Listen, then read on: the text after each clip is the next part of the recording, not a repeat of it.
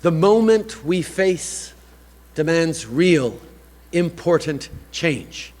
And you have given this Parliament and this government clear direction. And to my fellow Canadians, there is no greater honour than serving you and serving this country. Canada's election, well, we could pretty much cut and paste the results from the 2019 one. So what did we spend $610 million of taxpayers' money on to ostensibly get the same result? Brian Lilley and Warren Kinsella will unpack that for us. Now, Brian, let me start with you. Erin O'Toole was not successful, and some could argue that Justin Trudeau was not successful himself. He really wanted to start and win this campaign, but with a majority. That did not happen. It's still a Liberal minority. But it's a leadership question. Who's safe? Who's not? How do you see the tea leaves playing out? Well, the only winners really in the election were Canadians who spent $610 million and got a free souvenir golf pencil, and everybody else loses in one way or another. So O'Toole is definitely going to be facing calls for his resignation. I got a call from a national councillor who I've never spoken with before.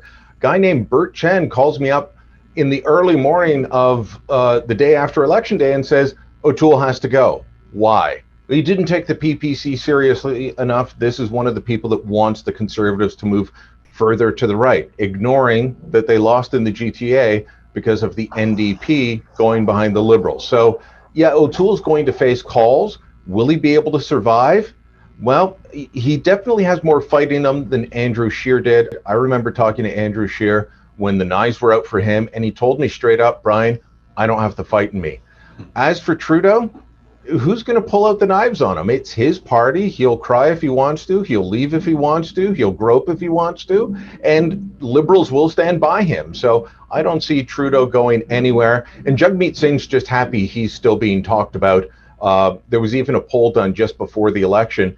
Only 13% of NDP voters thought he should resign if he didn't win the election. That's because none of them expected him to win the election. So they're just happy they're still there. Warren, I'm wondering from your perspective, you still talk to a number of Liberals, not only in and around the war room and that have been in government and are around the current Prime Minister, Justin Trudeau. This is a party that has rebuilt itself purely on his brand. Will there be rumblings now that it's still a minority and they didn't get the coveted majority? Oh, absolutely. There's rumblings already. I've talked to candidates who won last night, and they had been chiseling his name off of their literature and their signs because they knew he was a liability.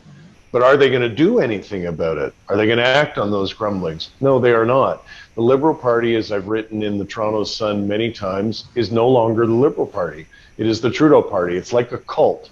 And cults don't have succession plans. Like, he is it. They actually can't conceive of a universe where they have some other leader. There's nobody waiting in the wings, as Brian has pointed out many times. He is what they've got. In terms of O'Toole, honestly, I believe he ran a pretty decent campaign. I think he's a decent human being.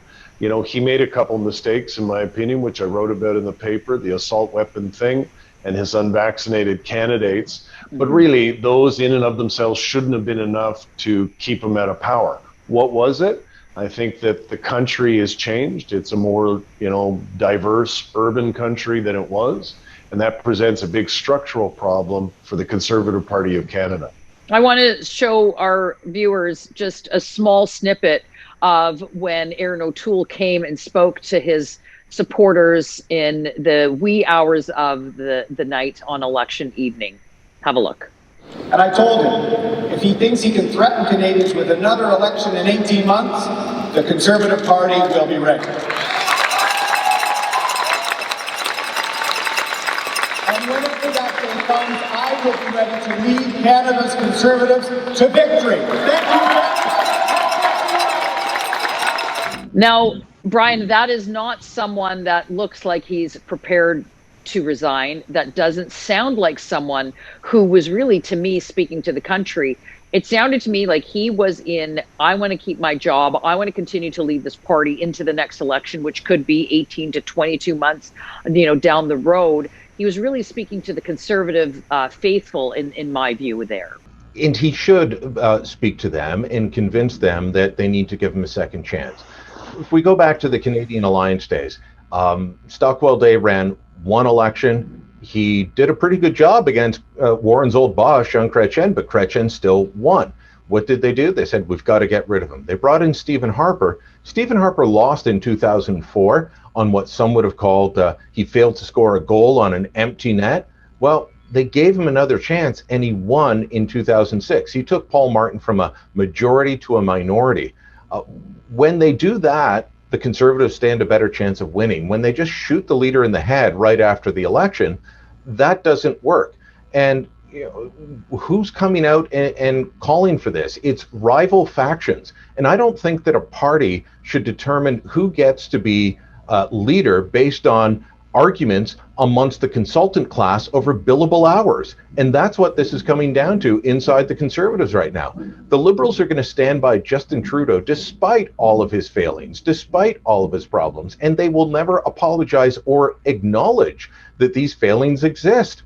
And yet, as soon as the Conservatives aren't leading way out in front, they start forming a firing squad on themselves. They need to stop it if they want to hold power again. There are a number of narratives that have emerged from the election results, Warren, including whether or not the People's Party of Canada really did have an impact on the Conservative vote. And of course, the significant underperforming of the NDP yet again, and the Green Party leader, Annamie Paul, hanging on to her leadership, but coming in fourth place in her riding, losing to the incumbent Liberal. But let's talk a little bit more about the divides in this country. They are very real, and they are still very significant. The East-West one is the most obvious, but this is a country that still has a lot of anger and frustration. One would think that Justin Trudeau would want to come out in his acceptance speech, his speech, and talk about unifying this country, being a bit more contrite because he's going back with a minority government. But that didn't happen. Is it just that he's incapable of doing that, or does he know he's Teflon and just doesn't care? I think it was because he was desperate. There was a point at which he was losing. He was losing to Erin O'Toole, and he decided to do something that is appalling and shameful, frankly, for a prime minister. He turned the issue of vaccines into a political issue.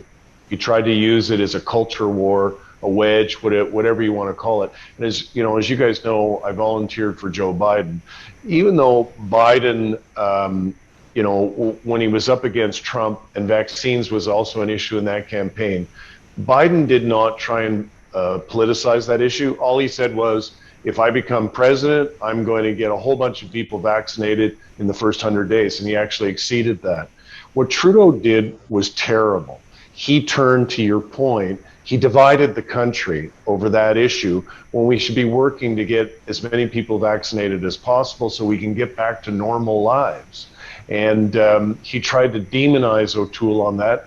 He had some success, and all that does, to your point, is further the divisions in the country. And God knows, after this pandemic, the impact it's had on people economically and psychologically and emotionally, and families and jobs and businesses. We don't need that. We need to come together as a country. And as you point out, Justin Trudeau's not interested in that. He's just interested in winning. How do you sort of perceive the next few days unfolding, and specifically as the Conservatives start sharpening their knives and Erin O'Toole is going to save the furniture, meaning hanging on to his job? There's just as much as we talk about no necessarily a successor for the Liberals, there really isn't one for the Conservatives either, is there? No, there's not. And but unfortunately, the Conservatives will help aid and abet the media by running to folks who have no interest in seeing the Conservative Party succeed and whispering all kinds of bad things about O'Toole. The Liberals won't be doing the same thing in quite the same numbers. There will be some grumbling for sure, but it won't be quite the same. Liberals will be helping their leader, not helping kill their leader. So that's going to be a big difference. But there should be a bigger focus on Trudeau. He called this election. He spent the money. He put the country at risk in a fourth wave pandemic by taking his eye off the ball, allowing in a record number of COVID-infected flights into the country in the month of August.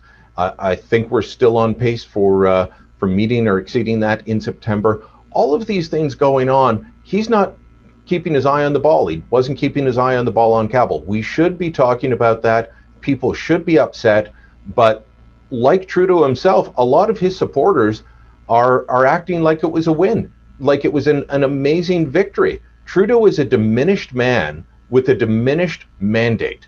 He's talking like he was given a strong mandate to go and do what he wants to do.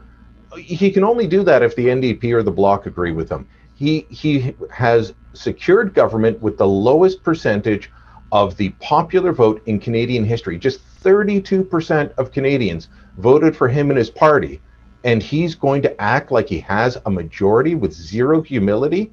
Shame on him.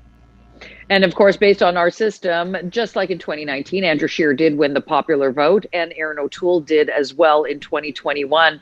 But let's look forward to all of this. Warren, you know, we've said that for Conservatives to have any hint of victory, they should just simply read your columns in the Toronto Sun, because you just spell it all out there, you know, with free advice on a regular basis.